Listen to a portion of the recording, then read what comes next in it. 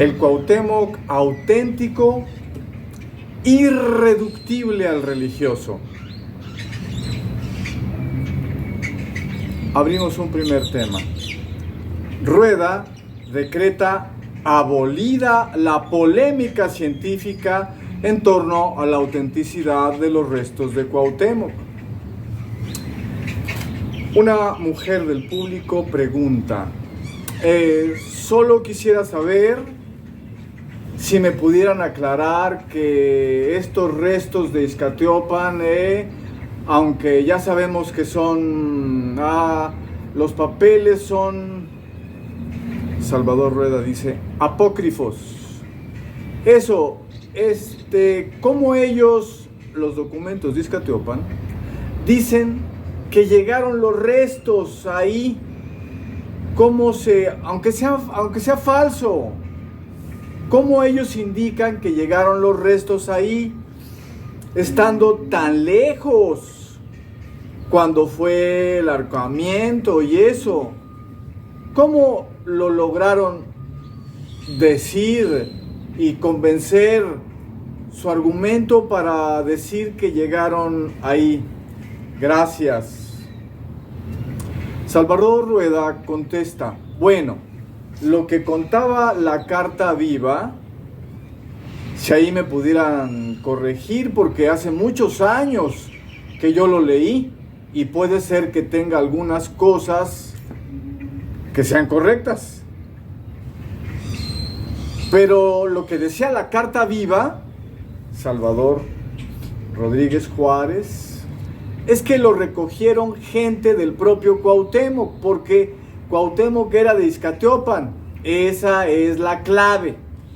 O sea, encontrarle la tumba era porque él era originario de ahí. Algunas personas dicen en el público, la mamá, o la princesa Cuayautitlali, le decían, y entonces dizque se llevaban los restos y tardaron, si no estoy mal, 4 años en llegar, porque la placa decía 1525 y 1529, y que lo que Motolini había hecho era avalar que ahí estaba y que ahí así los habían llevado. Bueno, vamos a comentar. En primer lugar, debo comentar la falta de seriedad de Salvador Rueda de no informarse adecuadamente sobre el asunto que abordó de lleno en su conferencia. Es decir, el asunto es el caso Izcatiopan, que en realidad es una polémica científica oficialmente no decidida, pues el dictamen final de la Comisión Bonfil, la última acaecida oficialmente, se retiene de negar la autenticidad de los restos de Cuauhtémoc, y entonces la versión de su traslado desde Izancanac, en Tabasco, a Izcatiopan, Guerrero, señalando que no contamos con pruebas científicas suficientes ni para afirmar ni para negar que esos sean los restos de Cuauhtémoc. Pero abusivamente el señor Rueda la da por concluida. No hay polémica científica. Por su personal decreto, hay caso Izcatiopan. Dígase leyenda, señalamiento de falsificación sin pruebas, etc. En segundo lugar, cabe aclarar que los documentos de Izcatiopan señalan 40 jornadas de viaje por caminos extraviados. No hablan de 4 años de duración del traslado, como dice Rueda, recordando las fechas 1525, 1529, inscritas en la placa de cobre oval encontrada en el entierro, debajo de la cual se encontraron los restos de Cuauhtémoc, revueltos con un 15% de restos óseos de otras personas. Esas fechas hacen referencia al entierro de los restos en la casa de los padres de Cuauhtémoc, 1525, y al reentierro de los mismos, ordenado debajo de lo que llegaría a ser el altar mayor de la iglesia de Nuestra Señora de la Asunción de Izcatiopan, ordenado ese reentierro por Motolinía, 1529. Ahora vamos a abrir un segundo tema, el estudio histórico especial de Eulalia Guzmán, que Rueda desconoce.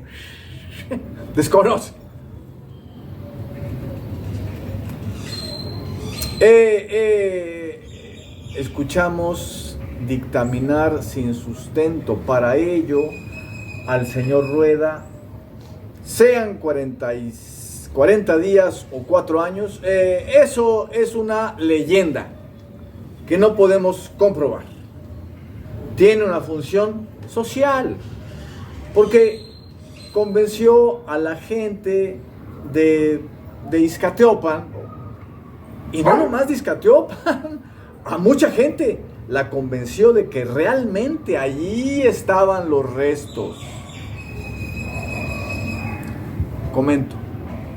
En realidad, como señalé en el video número 16, el anterior, no toda la gente de Izcatiopan participa de tal convencimiento, pero sobre todo existe el estudio histórico especial escrito por Eulalia Guzmán, que demuestra que los 14 documentos de Izcatiopan que le proporcionó Salvador Rodríguez Juárez y ella estudió a conciencia son fuente histórica primaria.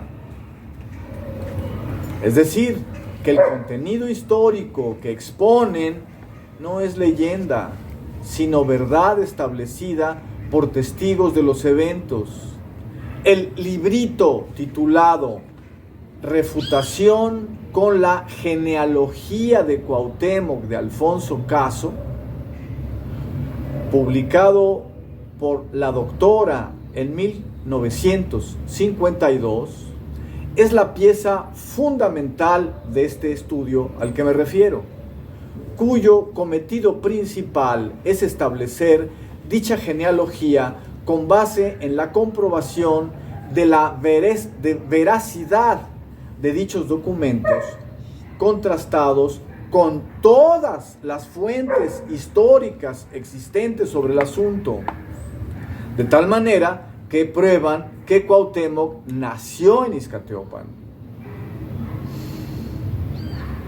siendo su madre Cuayautitali y su padre el hijo del tlatoani Ahuizotl, llamado también Ahuizotl, factor que pudo mover a confusión a Fernando Alba Iztlizochitl, que dice en 1604 que el padre de Cuauhtémoc fue Ahuizotl, además de ser la única fuente que dice que el héroe nació en Tlatelolco de madre tlatelolca, única fuente en la que se basó Alfonso Caso a modo, ya que el resto de fuentes no son consistentes con tal afirmación, pero precisamente por ello Caso no las mencionó, aunque las conocía. Ahora bien, que Cuauhtémoc sea nativo de Ixcatiopan y que por ese motivo fue enterrado allí, vuelve probable que efectivamente haya sido trasladado desde Izancanac, donde Cortés lo asesinara, hasta Ixcatiopan, tema específico del que no se ocupó Eulalia Guzmán de probar singularmente. En todo caso, no tenemos ante nosotros, como Rueda pontifica irresponsablemente, una mera leyenda que no podemos comprobar. Lo que pasa es que omite por completo el estudio histórico especial de Eulalia Guzmán, compuesto además de por la referida refutación con caso, por el que constituye, digamos, su segundo capítulo, el ensayo escrito por la doctora Guzmán en 1956, titulado Autenticidad de los restos de Cuauhtémoc, complemento de la refutación con caso. De tal manera que la doctora Guzmán completó este estudio sapiencial crítico expuesto en sus dos primeros capítulos, exponiendo luego en positivo como tercer capítulo, en el cuerpo del capítulo 5 de Antecedentes Culturales, de su obra reeditada en 2022, una visión crítica de la historia de la conquista de México Tenochtitlan, por Editorial Ítaca, México, lo que constituiría, decía, el tercer capítulo, por así decirlo, del estudio histórico especial sobre la genealogía de Cuauhtémoc expuesta en los documentos de Ixcatiopan. Podríamos titular a este estudio para facilitar el reconocimiento de su existencia en el corpus del trabajo científico de la historiadora. Bueno, ahora abramos un tercer tema: las condiciones de posibilidad del traslado de los restos de Cuauhtémoc y su factibilidad científica. Por mi parte, expuse en mí la profunda significación de la tradición de Ixcatiopan, la fundamentación de la probabilidad, así como de la posibilidad y finalmente de la necesidad histórica, como para que haya tenido lugar un evento como el de que los guerreros fieles a Cuauhtémoc, con quienes compartió la empresa de defensa de Tenochtitlan hasta la muerte, hayan rescatado su cadáver después de que Cortés lo asesinara en lo recóndito de la selva, sin previo juicio y a todas luces de modo injusto y artero, y hayan coronado la hazaña de transportar sus restos hasta donde sabían era su lugar de nacimiento.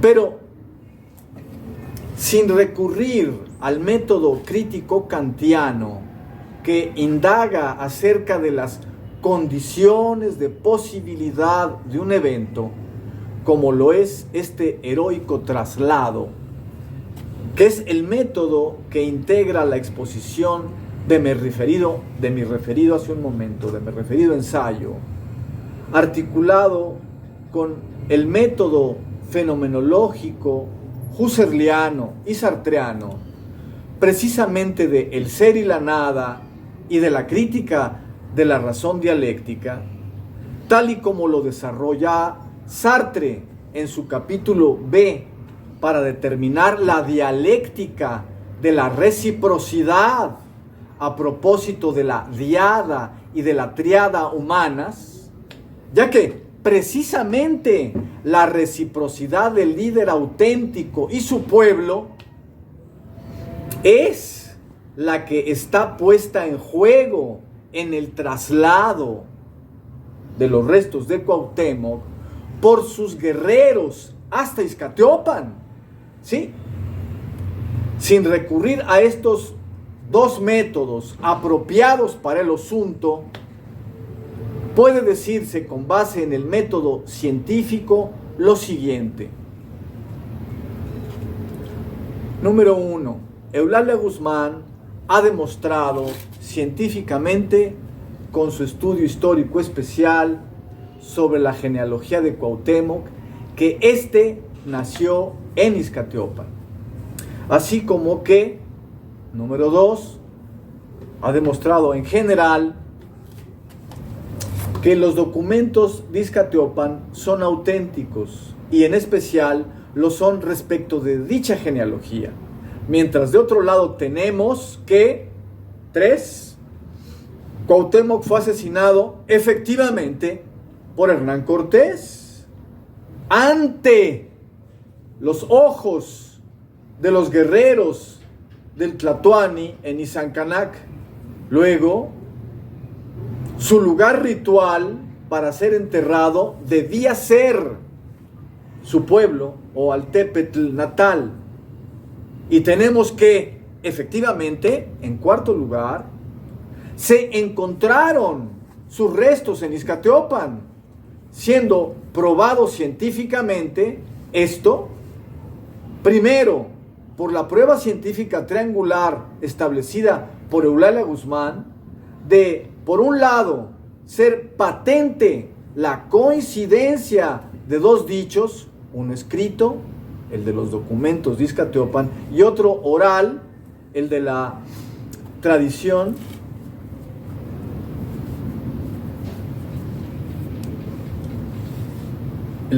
oral. Es decir, quedó establecida una prueba científica triangular por Eulalia Guzmán, de por un lado ser patente la coincidencia de dos dichos, uno escrito y otro oral, de que sus restos estarían debajo del altar de la iglesia de Nuestra Señora de la Asunción de Iztaccíhuatl, que fueron verificados estos dos dichos al excavarse en ese sitio y encontrarse sus restos, placa de cobre oval que lo identificaba, incluida, etc. Además de, quinto, ser probada científicamente la identidad de dichos restos por sus características generales, ser antiguos, de más de 4 siglos, particulares, sexo masculino y fortaleza física, y singulares, metatarsiano del pie derecho, con quemaduras profundas infringidas en vida y cicatrizadas en vida. Todo esto fue probado en el estudio del doctor Alfonso Quirós Cuarón. Así como, en sexto lugar, ser probada la antigüedad de la placa de cobre oval que lo identificaba científicamente. Fue probada por estudios químicos, físicos y matemáticos. Como vieja esta placa de más de 4 siglos, dada la capa de oxidación que recubría incluso los surcos de que se componían las cifras y letras que ostentara dicha placa, etc.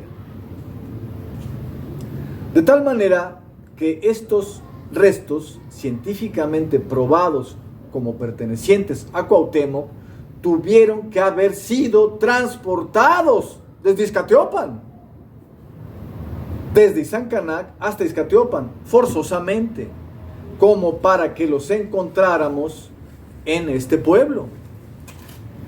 Y no existe ninguna otra referencia al modo en que fueron transportados, incluyendo quienes lo hicieron, sino los documentos de Iztaccíhuatl, que refieren un método arduo, pero no imposible de ser realizado, dicho traslado. Todas las probabilidades apuntan a que el dicho de los documentos de Izcatiopan a este respecto sea cierto.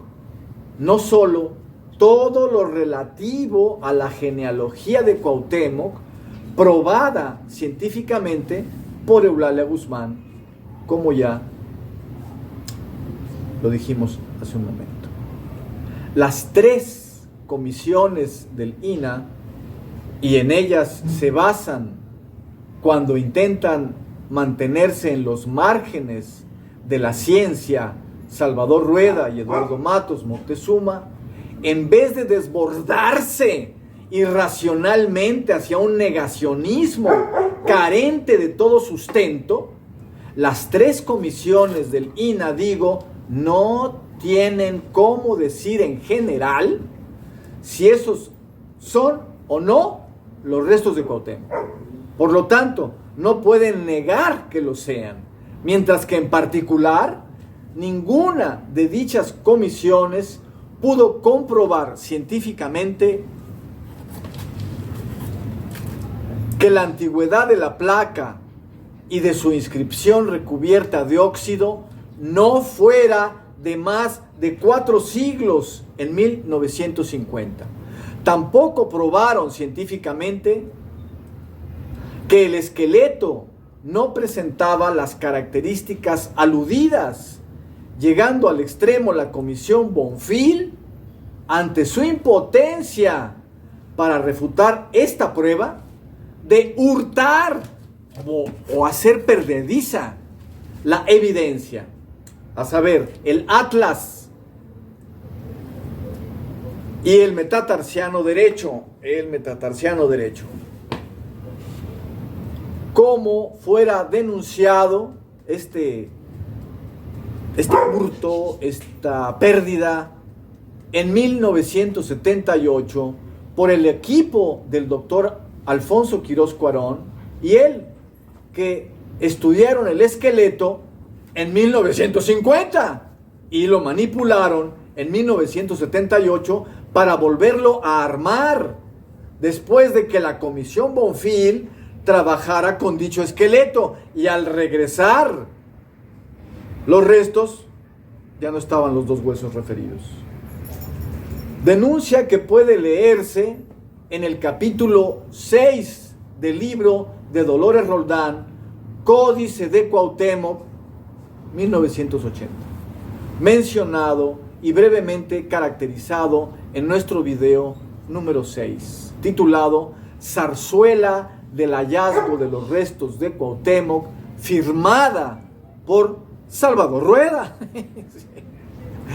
Bueno, vamos a abrir un cuarto tema: la superioridad de Cuauhtémoc frente a la religión Cuauhtémoc.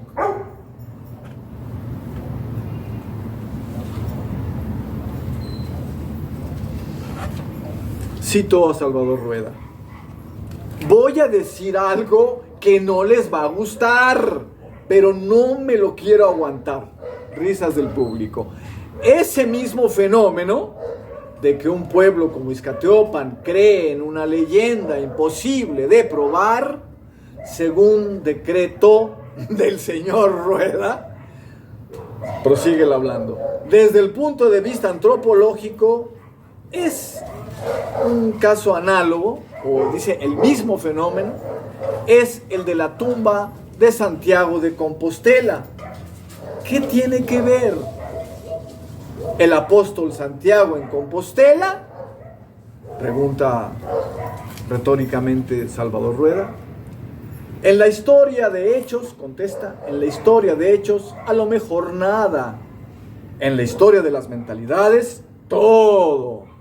Y ese es el mismo fenómeno que hay con Cuauhtémoc. O sea, no importa si son realmente los huesos o no. Lo que importa es que hay gente que lo cree y hace la peregrinación ahí.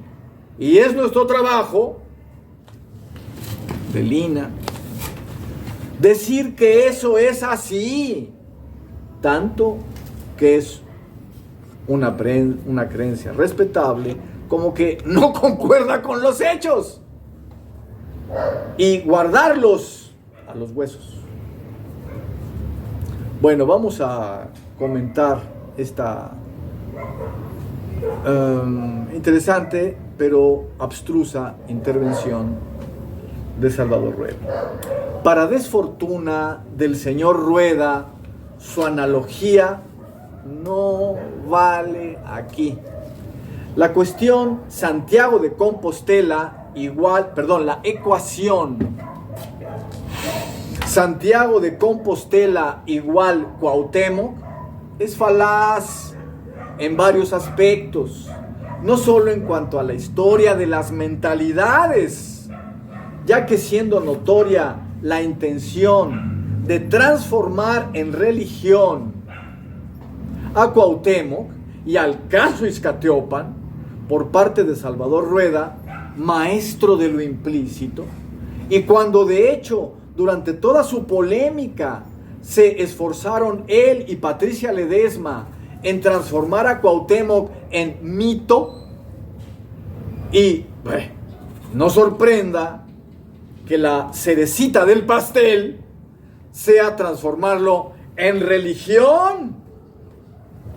Por sobre todo esto, prevalece el hecho de que el caso de Cuauhtémoc no es religioso, sino político, en tanto héroe de la resistencia contra la invasión española y política de resistencia histórica, fáctica, no es religión. Pero tampoco vale la analogía ruediana, debido a que en el caso de Cuauhtémoc es falso, y no así respecto de Santiago de Compostela. Sí, es falso que sea imposible probar que sus restos están a la vista en Ixcatiopan, ya que existen no solo pruebas científicas suficientes de que esos son los restos de Cuauhtémoc, como fueron las que Eulalia Guzmán estableció el 26 de septiembre de 1949, cuando dio la noticia no solo del hallazgo, sino de la autenticidad de este científicamente probada prueba científica triangular, la nombramos más arriba, sino que existen también pruebas científicas sobreabundantes de dicha autenticidad, ya que la profesora Guzmán fue atacada injustamente por la Comisión Marquina Zavala, conformada a instancias de Ignacio Marquina y por Alfonso Caso,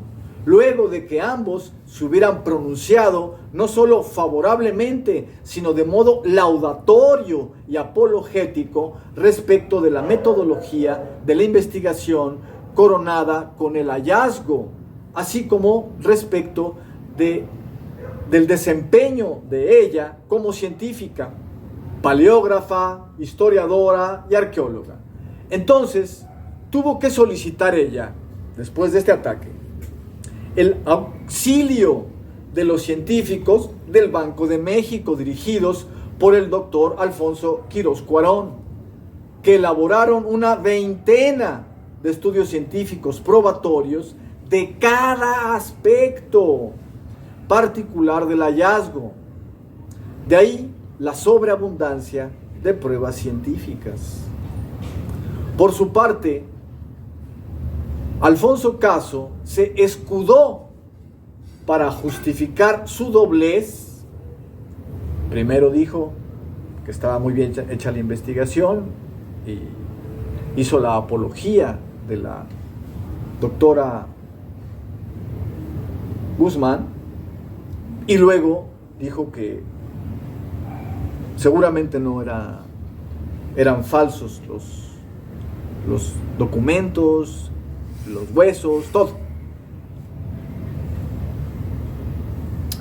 Alfonso Caso se escudó para justificar su doblez en que el jefe de arqueólogos del INAH, Jorge R. Acosta, había encontrado fallas en el proceso de excavación, pero estas realmente existentes eran faltas formales, como la carencia de croquis y de diario de la excavación, pero quisieron ser forzadas para hacerlas pasar por fallas reales, para así invalidar la excavación en cuanto tal y el hallazgo mismo de los restos de Cuauhtémoc. Alfonso Caso lo formuló del siguiente modo: cerca de un año después, en una de las sesiones de trabajo de la Gran Comisión, de las que se tienen actas, diciendo, es la sesión número 34, diciendo que en la diferencia de longitud hipotética entre un piso rojo y uno blanco, de quizá 80 centímetros, la diferencia de longitud hipotética, pues no se tuvo un croquis para asegurar que ambos pisos eran coextensivos, como afirmaran con vacilante memoria quienes participaron directamente en la excavación. Claro, pero tampoco se tuvo el croquis para afirmar que había esos 80 centímetros de diferencia. Por eso son hipotéticos. Sí, que con esa diferencia hipotética entre un piso y otro, se pudo haber metido a alguien hasta la cista, oquedad practicada en la roca viva del cerro en la que estaban alojados los restos, y haber hecho lo que hubiera querido. Más o menos son palabras textuales de Alfonso Caso. Pero la pseudohipótesis de Caso resulta absurda, en el entendido de que no es una hipótesis, ya que solo postula un qué. En la diferencia de longitud de un piso y otro, alguien pudo haberse metido, pero no lo completa con un cómo pudieron haberlo hecho quienes se metieron supuestamente o pudieran haberse metido, de manera que con ese cómo lograra formular propiamente una hipótesis. Si no, lo que se tiene es un chisme, hombre. Pero la suya no solo es una pseudohipótesis absurda, de hecho un chisme, como digo, por faltarle el cómo, sino que se completa aberrantemente con una fantasmagoría, ya que omite lo que prescribe como posible intromisión hasta la cista, porque prescribe como posible intromisión hasta la cista, eso que proscribe es imposible, ya que entre dichos pisos, rojo y blanco, y la cista, a 1,5 metros de distancia, median 20 toneladas de piedras, el así llamado momoxtle, que protegía y signaba la tumba, que obstaculizaban dichas piedras el paso a aquel que hubiera pretendido hacer lo que hubiera querido. Es decir, Caso sugiere una realidad imposible como posible, una fantasmagoría. Y esa es la piedra clave de la iglesia de su pseudohipótesis o chisme. Finalmente, cabe subrayar que en el caso de Cuauhtémoc sí importa si son realmente sus huesos o no, ya que no se trata fundamentalmente de un hecho de creencia, aunque ésta participe en el fenómeno popular. Se trata de un fenómeno histórico-político de todo el pueblo de México y entonces práctico-material. Me explico. Con las últimas palabras de Cuauhtémoc, confrontando con esas palabras denunciativamente a Cortés, que lo tiene enfrente, en medio de la selva, y aún triste de ser ahorcado, Cuauhtémoc con estas palabras inicia la convocatoria directa para la resistencia contra los invasores, que desencadenará el asesinato en cuanto tal. Precisamente como lucha por todos los medios prácticos, aliada con la verdad, dado que el invasor y amo es mendaz y traidor por esencia. Es lo que está denunciando Cuauhtémoc. Tal es el postrer retrato de Cuauhtémoc que Cuauhtémoc hace del capitán extremeño con sus últimas palabras. Ese mensaje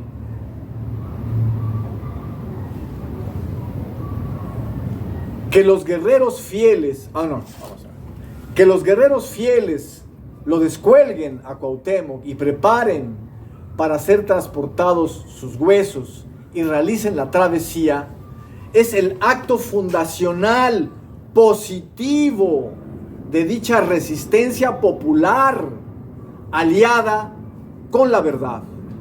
El primer acto emergente de un nuevo sujeto histórico colectivo, una vez muerto Cuauhtémoc, asesinado por Cortés. Y es rasgo distintivo de los documentos de Izcatiopan el que en ellos Cuauhtémoc no es presentado como sujeto principal, no es el sujeto principal de la narración de dichos documentos. No es presentado como sujeto principal, como sujeto histórico eficiente, sino que es objeto de una donación recíproca, dispendiosa, de parte de su pueblo, representado por sus fieles guerreros. El sujeto histórico eficiente, emergente y principal son dichos guerreros, representantes del pueblo todo, que arriesgan su vida en una empresa lujosa, excesiva, casi imposible. De tal manera, dichos documentos ponen en escena nada menos que un potlatch a la manera de la tribu Coahuiltl y la Tlingit del noreste de Estados Unidos, estudiadas por Franz Boas y teorizado por el ensayo sobre los dones de Marcel Mauss. Modificado dicho potlatch a la manera de la Confederación Iroquesa, estudiada por Lewis Morgan en la Sociedad Antigua, libro en el que, por vez primera, se reconoce la existencia de la Confederación Azteca, capítulo decisivo de este libro de Lewis Morgan, desbancando la narrativa cortesiana de que Moctezuma poseía un imperio azteca, etc., y que lo donó a Carlos V. La experiencia del temazcal, desde el Lakota hasta el mexicano, guarda o codifica la memoria de la transformación del potlatch Coahuiltl al mexica, con esa sabiduría de la vida como un sudar. La vida es un sudar que renueva y hace florecer a la persona, a la naturaleza en todos sus planos y al resto de seres humanos. Sacrificio que ocurre precisamente por mí y por todas mis relaciones cósmicas y humanas. Ao Matayu Kuyasin. Todos estamos relacionados, sería la traducción. Es nuestra relación la que se celebra, la que aquí se suda y renueva florecientemente. Ahora bien, el aludido sujeto histórico emergente que se apersona en los documentos de Izcatiopan se esfuerza hasta lo imposible en realizar su deber, no por razones meramente ceremoniales, dígase religiosas, sino por una razón vital que debe ser sudada, porque precisamente los guerreros luchan contra una afrenta múltiple. Vamos a ver cómo es esta afrenta. En primer lugar, la que Cortés comete contra el Tlatoani al asesinarlo sin justicia. La segunda consiste en no inhumarlo, sino dejarlo insepulto en medio de la selva como perro, para que su memoria se pierda. Ambas afrentas de Cortés son directamente contra Cuauhtémoc, pero tocan de rechazo o mediadamente a sus guerreros. Pero la tercera afrenta ya los toca a ellos directamente. Cortés es inhumano, traidor y cobarde al no inhumar a Cuauhtémoc.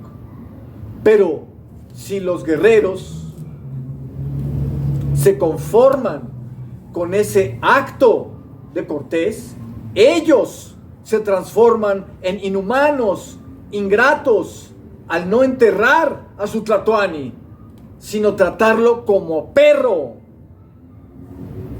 al modo cortesiano. Se identifican con el invasor. Ellos tienen que demostrar y demostrarse a sí mismos que el invasor opresor no ha logrado arrancarles la humanidad, su humanidad, y que ellos no son como él, no se han vuelto como él. Deben demostrarlo procediendo a enterrar a Cuauhtémoc como se debe, lo cual significa, en cuarto lugar, asumir como propia la afrenta consistente en que Cortés lo asesinó precisamente alejado de Tenochtitlan y entonces del centro de poder desde el cual pudo perfectamente ser organizada la ceremonia de enterramiento por el pueblo Tenochca y el traslado del Tlatoani a donde había nacido, Ixcatiopan. Finalmente, hay otra afrenta que los toca y están obligados a vencer. Ellos no están solos, son guerreros de su pueblo, los representan. Por ello, es que no solo se trata de demostrarse a sí mismos que el amo invasor no les ha arrancado su humanidad, que son capaces de materializarla, sino que son guerreros que luchan por su pueblo y también luchan por recobrar la humanidad que el capitán asesino y enredoso Malinche le enajena a dicho pueblo. Así que los guerreros deben demostrarle a este pueblo que la misión fue cumplida y todos han recobrado humanidad mientras arrastran su honda pena. Tal es la presión masiva del caso, arraigada en las fuertes relaciones comunitarias propias de la civilización de Anáhuac. Nobleza obliga, diría un conde español. Comunidad, identidad y humanidad son nuestro ser, nuestro corazón, contestarían los guerreros, a los que el acto asesino y sádico de Cortés de abandonar al Tlatoani confunde y enfurece al robarles la identidad y la humanidad, y solo pueden recobrarlas actuando por sí y por todo su pueblo en un acto comunitario en memoria de Cuauhtémoc y en afecto a su mamacita y a todo su pueblo enclavado en las montañas de Zompancuahuitl, allá por el rumbo de Teloloapan. Como refiere Bernal Díaz del Castillo, la procedencia de la madre de Cuauhtémoc y de sus parientes de por allá, dice en el capítulo 155 de su Historia verdadera de la conquista de Nueva España. Christian Duverger ha empleado el potlatch como clave para entender los presuntos sacrificios humanos llevados a cabo por los aztecas, pero se basa en la interpretación nihilista del mismo, es decir, la interpretación nihilista del potlatch, llevada a cabo por George Bataille en La noción de gasto y la parte maldita.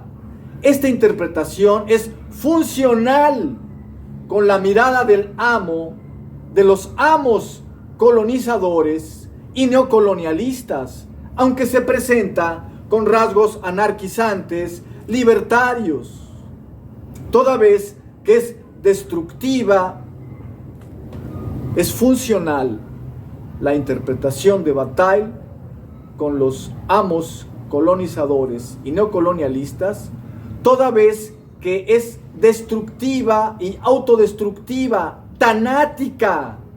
La podría adjetivar el Freud del malestar en la cultura, además de ser humillante para los aztecas. Nada que ver con el círculo creativo de regeneración vital del auténtico potlatch de la civilización de Anáhuac, y en particular la cultura náhuatl, singularmente la mexica, que, como hemos dicho, tiene un sentido libertario y afirmativo.